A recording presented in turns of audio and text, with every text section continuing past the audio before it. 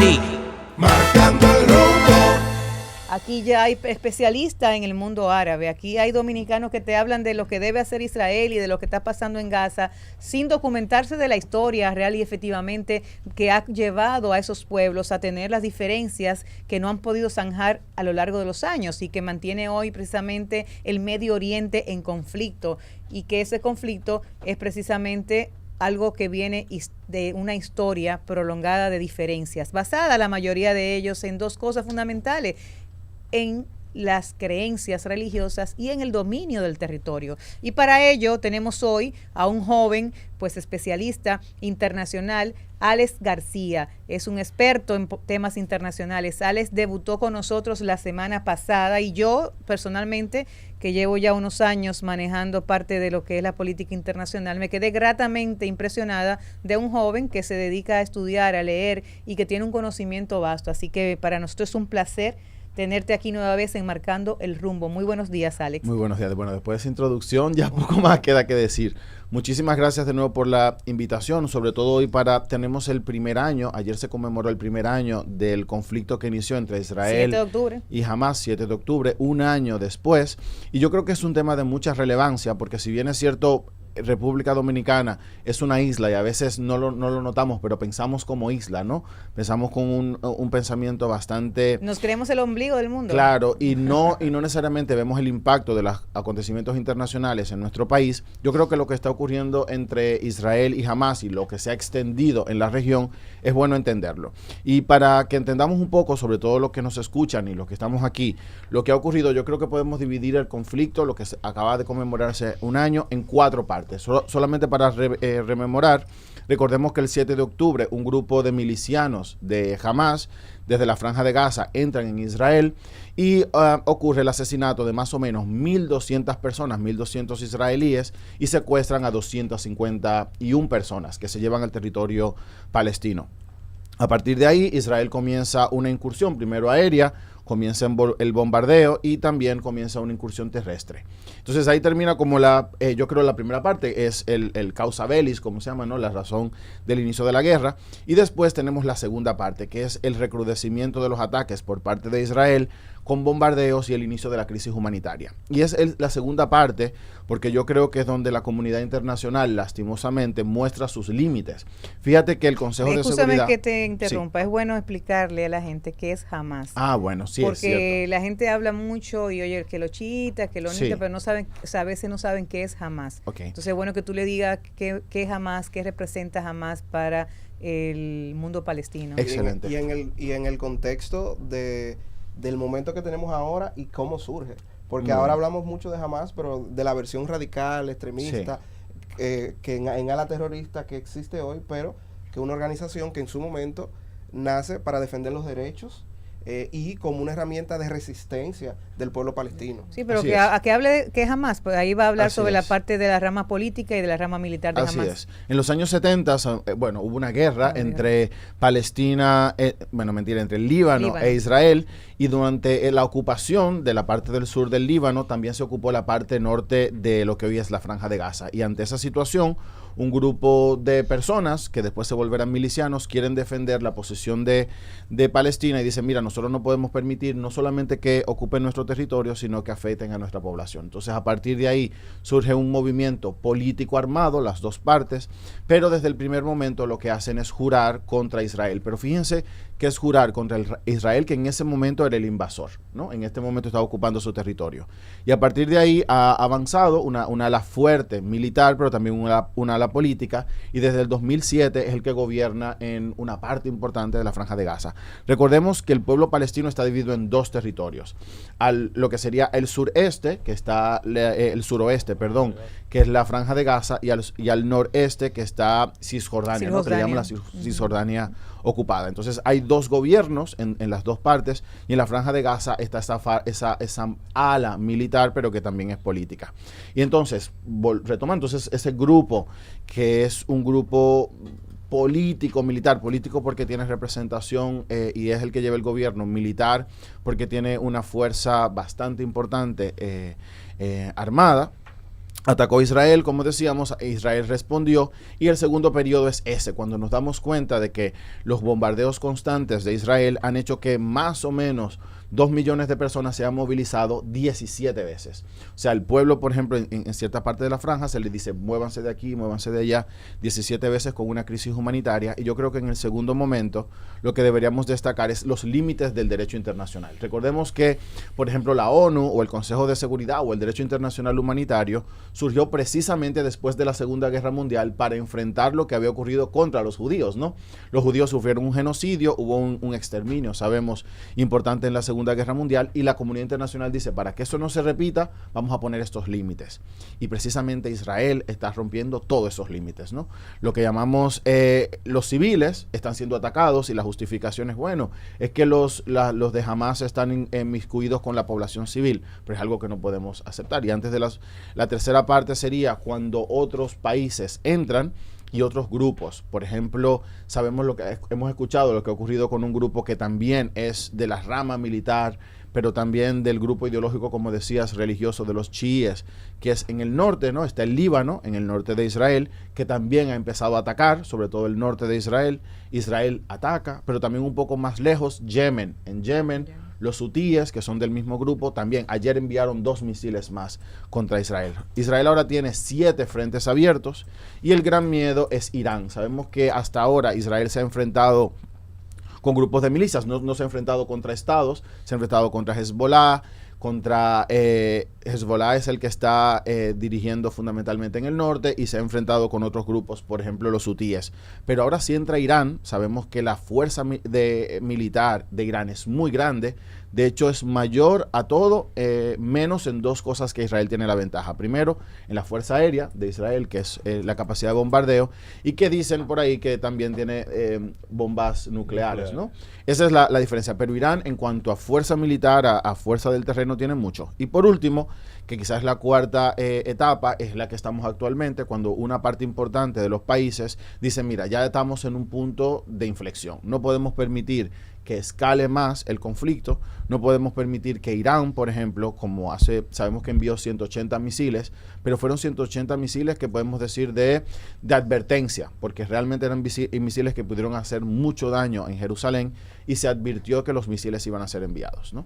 ¿Cómo nos afecta? Bueno, pues al momento del envío de los misiles, lo primero que ocurrió es que subió el petróleo, ¿no? En un momento, después volvió a bajar, pero subió el petróleo. Y pensemos que yo no lo tenía el número tan claro, pero tenemos ciudadanos primero tenemos ciudadanos en Israel, tenemos ciudadanos dominicanos en el Líbano. No sabía que era tal ese número, son unos cerca de 30 dominicanos que viven en el Líbano. En toda parte del mundo. Increíble, sí, teníamos 30 dominicanos ahí, y además nos afecta porque cuando la geopolítica cambia, nosotros dependemos mucho de elementos internacionales. Por ejemplo, uno de nuestros pilares es el turismo. Si la comunidad internacional se desequilibra, una parte importante de nuestro país desequilibra también. Mira, es importante decirle a los dominicanos que nos escuchan a través de CDN Radio que el tema religioso es fundamental en esta lucha, y que un tema religioso dentro del mismo mundo árabe, porque cuando tú me dices que Hezbollah pertenece a los sunitas, que son el 90%, por cierto, del mundo árabe, y que Hamas pertenece a los chiitas, sin embargo los chiitas tienen países, quizás menos, pero de los que son más ácidos radicales en la guerra, más radicales, los más radicales son precisamente los chiitas, y eso ha hecho también que en el mundo árabe hayan varias visiones. Sí. Y que el tema de Israel es todo contra uno también, y eso pasó en su momento. Si bien es cierto, Israel ha roto lo que se llaman las fronteras internacionales, no menos cierto es que irse a la historia de cómo comienza Israel a ser un país nómada, el pueblo de Israel un país nómada, cómo luego se logra asentar en los años 40, en el 49, y cómo el mundo árabe se ha mantenido en lucha constante por el territorio, y que de verdad también hay que ver que Israel se le dio un pedazo y ha ido aumentando ese pedazo. Como que como que República Haití, por ejemplo, tiene una frontera con nuestra. Imagínense que esa frontera Haití la fuese ganando territorio dominicano. Es como pasó también en su momento, fue producto de una guerra, pero también del territorio mexicano y Estados Unidos. O sea, todo el territorio que Estados Unidos logró conquistarle o quitarle a los estados federales de México. O sea, que eso hay que verlo también de esa visión. Y no ser tan sentimentales o querer tener afectos por uno por otro, sino leer la historia y las consecuencias que traen para ambos, porque ahí es lo que están sufriendo son los ciudadanos de ambos países, los indefensos. O sea, son potencias que se están peleando por el suelo, por la tierra y por imponer una ideología, pero que al final no les importan sus propios nacionales. Que me voy a vengar porque me mataron 100 israelíes, 10,000 israelíes, sí, pero yo voy y mato 10,000. O sea, ahora se supone que han muerto 42,000 palestinos, es verdad. Mire, yo creo, a mí me gusta mucho esta frase, 2 males no hacen un bien. No hacen un bien. La única diferencia entre cualquiera de nosotros y un criminal es el ajustarnos o no a la ley. O sea, todos nosotros somos potencialmente criminales hasta que infringimos o no la norma, ¿no? Entonces, si bien es cierto que el ataque de Hamas es un ataque que es detestable, ¿no? Y que podemos decir es reprobable, es un ataque terrorista, y sí lo podemos calificar, la respuesta también ha sido desproporcional, ¿no? Decimos que hubo 1,200 muertos, eso no es justificable, pero que hayan ahora 42,000 muertos tampoco es justificable, y sobre todo diciendo que son la mayoría civiles, niños, personas indefensas. Tenemos en la comunidad internacional, tú decías, para que la gente un poco entienda, dentro del mundo musulmán, para decir como dentro del mundo cristiano, los chiíes y los sunitas serían como entre los protestantes y los católicos, más todos o menos para que no entendamos. Y están en la misma Corán. Pero fíjate que si bien es cierto que uno puede decir que el trasfondo es religioso, en la realidad son intereses muy particulares que tienen menos que ver casi nada con la religión. Tierra, es un tema de tierra y poder. Y de poder, porque mira, por ejemplo, una de las acusaciones que se hace constantemente actual contra Netanyahu, que es el primer ministro israelí, es que él está llevando esa guerra hasta el límite, porque de eso depende su poder. Él tiene muchas acusaciones internas desde antes del inicio de la ofensiva contra él, porque dicen que tiene actos de corrupción, y además de que él depende de un grupo para mantenerse en el poder, depende de un grupo ultraconservador de otros políticos, ¿no? Entonces dicen, mira, ese grupo ultraconservador ha mantenido que si en el momento en el que Netanyahu quite la ofensiva, le quitan el poder, por tanto cae, y por tanto va a ser primero juzgado internamente. Recordemos que él tiene acusaciones varias de malversación de fondos, pero ahora también tiene requerimientos internacionales. La Corte Penal Internacional ha dicho que existen graves indicios de crímenes internacionales. Recordemos que hay crímenes internos, que son los crímenes que se cometen, por ejemplo, si yo mato a una persona dentro del Estado Dominicano, que me juzga la justicia dominicana, y los crímenes internacionales, por ejemplo, si yo cometo genocidio, que me juzgan las cortes internacionales. Él tiene varios requerimientos de procesos dentro de las cortes internacionales, y la gente le tiene mucho miedo a las cortes penales internacionales porque las sentencias son usualmente muy largas, casi siempre cadena perpetua, y son muy fuertes. Entonces, si Netanyahu está siendo requerido, yo entiendo que mucha gente le dice que él está manteniendo la guerra o extendiéndola, porque de eso depende no solamente su poder y permanencia política, sino también su vida en muchos casos. Bueno, yo tuve la oportunidad en el año 1996 de ir a Israel. Yo estudié 6 meses en Israel y me tocó pues participar en el primer aniversario del asesinato del ex primer ministro Isaac Rabin. Y quiero recordarles o comentarles a quienes no saben que Isaac Rabin, primer ministro israelí que fue declarado Premio Nobel de la Paz por su lucha precisamente por buscar la paz en el Medio Oriente, fue asesinado por un israelí porque no estaba de acuerdo con las cosas que Isaac Rabin y su equipo estaban haciendo para negociar la paz. Y luego Shimon Peres, que fue quien le sucedió, se presentó en las elecciones siguientes, perdió esas elecciones, pero luego llegó a ser primer ministro también de Israel, y que para mí es uno de los grandes artífices de la documentación histórica de lo que ha sido el desarrollo del pueblo de Israel, Shimon Peres. Shimon Peres en sus libros nos narra muy bien todo el tema de cómo se llevó el proceso de diálogo y negociación del pueblo de Israel y todo lo que se ha convertido Israel, desde comenzar a producir en tierra árida, en desierto, el sistema de riego que República Dominicana lo tiene, ha sido todo aprendido precisamente de Israel, hasta llevarnos a la nanotecnología, convirtiéndose Israel en uno de los principales productores de nanotecnología.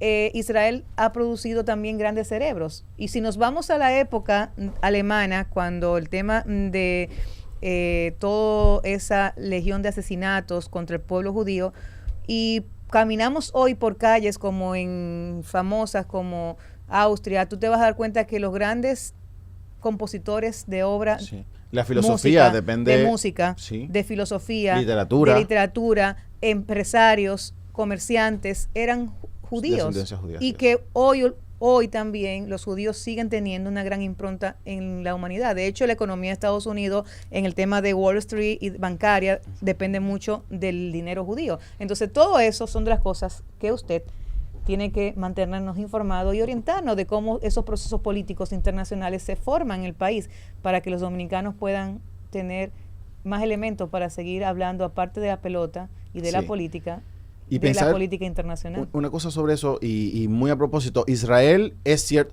pensemos que ser judío no es una nacionalidad, recordemos que judío es un espíritu, es una cultura, es de hecho una línea transversal. No puede decir cómo se pudo mantener un judío con creencias en un ambiente tan hostil como la Europa de inicios del siglo XX o finales del siglo XIX. O sea, pensemos que ser judío es más un sentimiento cultural que una nacionalidad. O sea, porque tú nazcas en Israel no eres judío, porque tú nazcas en Estados Unidos no dejas de serlo, por decirlo así.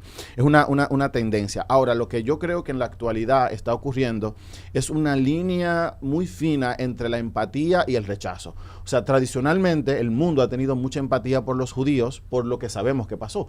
Mucho antes del régimen nazi. Porque es un pueblo con coraje, con imaginación, que ha soñado siempre y ha apostado y que ha crecido límites. y que se ha puesto en pie de lucha para lograr tener un territorio que lo ha logrado volver una potencia regional. Ahora yo creo que estamos en la línea en que se ha vuelto un rechazo, porque ahora es decir, espérate, el que antes fue el David, ahora es el Goliat, esa es la frase que dice, ¿no? El que antes había sido el pequeño agredido, ahora es el agresor. Y la línea está muy débil, porque vimos justo ayer que en las principales ciudades del mundo había marchas en contra de Israel y en favor de Palestina. Dentro del mismo Israel hubo una marcha de más de 100,000 personas en contra del gobierno de Netanyahu, porque es decir, mira, hay límites, recordemos que todavía hay desaparecidos, no sé cómo llamarlos, 101 personas que han sido secuestradas, ¿no? Hay 101 desaparecidos entre los túneles de Hamas. Tú dices, bueno, un año después no se ha logrado el principal objetivo, que era recuperar a los rehenes, ¿no? A los secuestrados. Segundo gran objetivo, destruir a Hamas. Y vuelvo a decir, yo no creo que jamás pueda ser destruido. Tú puedes quitarle capacidad militar, eso es cierto. Pero el resentimiento que tú creas en una población que ha sido sistemáticamente expoliada y a la que ha sido sistemáticamente, por ejemplo, en la actualidad, agredida, eso no va a cambiar. Y por eso yo quiero hacer un paralelismo a la República Dominicana. Lo peor que le puede ocurrir a un Estado es hacer políticas desde el odio. Eso no funciona nunca, ¿no? Entonces, por ejemplo, ahora mismo... Vivir desde el odio no funciona. Desde antes estábamos hablando de la política migratoria dominicana y las necesidades. Y yo estuve el otro día hablando en un espacio y decía, no podemos pensar como un colmado. Es decir, crear políticas migratorias, regulatorias o políticas interestatales desde el odio o desde la segregación sin la racionalidad siempre nos va a traer problemas presentes, pero sobre todo futuros.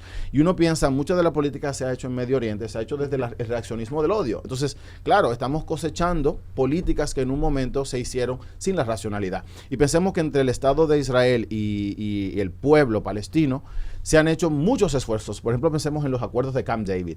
Y esos acuerdos fueron muy racionales, pero muchas de las políticas que se han puesto después han sido como viscerales. Y por tanto, tenemos hoy el recrudecimiento y quisiera cerrar pensando en que cuando hablamos de Israel, cuando hablamos de Palestina, cuando hablamos de muertos, no podemos pensar en números. No podemos decir 44,000 gente muerta. No, tenemos que pensar 44,000 historias de personas con sueños.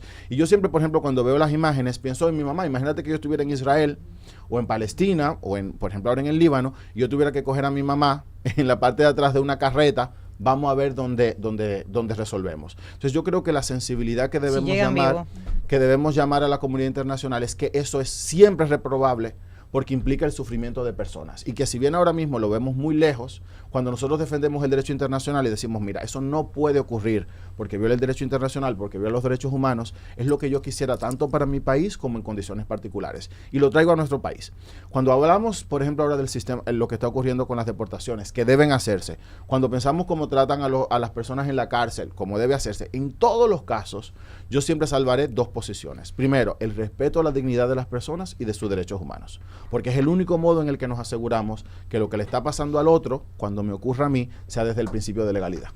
Comenzando el día, informando, analizando al mundo, aquí llegó